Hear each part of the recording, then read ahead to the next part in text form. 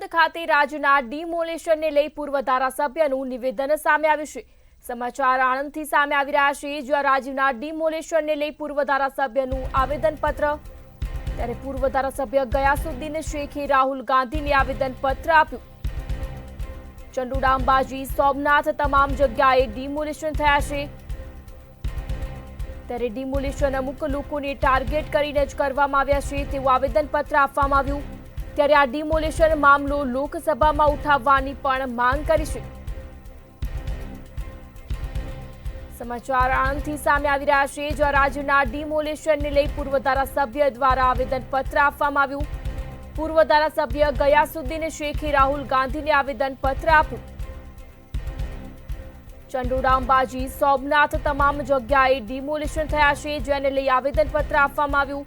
ત્યારે ડિમોલેશન અમુક લોકોને ટાર્ગેટ કરીને જ કરવામાં આવ્યા તેવું આવેદનપત્રમાં જણાવ્યું।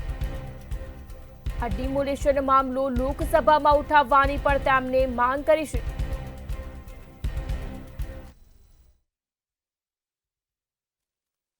ગુજરાતના જે મોટા નેતાઓ છે તેઓને પણ મળી રહ્યા છે અને સાથે સાથે જ તમામના સૂચનો પણ લઈ રહ્યા છે। ગ્યાસુદ્દીનભાઈ આપણી સાથે। ગ્યાસુદ્દીનભાઈ, જે પ્રમાણે આપે આવેદનપત્ર રાહુલ ગાંધીને આપ્યું છે, મુદ્દાઓ શું છે?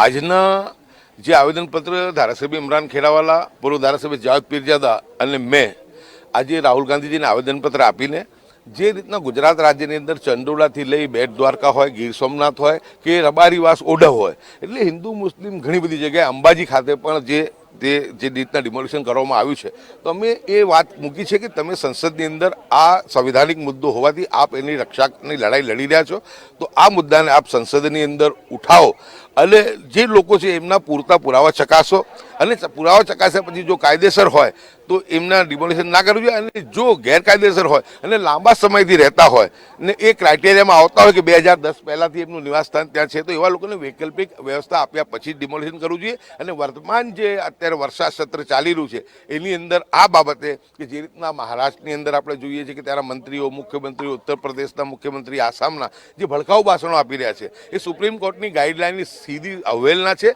એ તમામ અવહેલના બંધ થાય એ માટે સંસદની અંદર આ બાબતની માંગણી કરવા માટેનું આવેદનપત્ર અમે લેખિતમાં આપ્યું છે અને આપને પણ અમે પહોંચાડ્યું છે। ગ્યાસુભાઈ, સાથે સાથે જે પ્રમાણે અત્યારે જે મિટિંગ જે ચાલી રહી છે, આ મિટિંગથી કેટલો ફાયદો થશે ને રાહુલ ગાંધી જ્યારે ગુજરાત ખાતે આવે એક સારા નેતા, યુવા નેતા તરીકે? બિલકુલ 100% ફાયદો થવાનો છે અને 2027માં કોંગ્રેસ પક્ષ જે છે સરકાર જરૂરથી બનાવશે। કાર્યકર્તામાં એક નવો જોમ અને જુસ્સા છે અને અમારા જિલ્લા અધ્યક્ષોના જે પાવર જે રીતના આપવામાં આવ્યા છે અને જે ત્રુટિઓ છે એ ત્રુટિઓ પૂરી કરીને કોંગ્રેસ પૂરા દમખમ સાથે હવે બહાર આવીને લડાઈ લડશે। એટલે કોંગ્રેસની અંદર એક જુસ્સો જોવા મળ્યો છે, સાથે સાથે પોતાના પ્રશ્નોને લઈને જે પૂર્વ ધારાસભ્યો છે તેમને આવેદનપત્ર પણ પાઠવ્યા છે અને આશા પણ રાખી રહ્યા છે કે આ મુદ્દાને જે છે તે લોકસભાની અંદર પણ રાહુલ ગાંધી ઉઠાવે। કેમેરામેન પૂજન બ્રહ્મભટ્ટ સાથે મીર દુધરેજા, મંતવ્ય ન્યૂઝ, અમદાવાદ।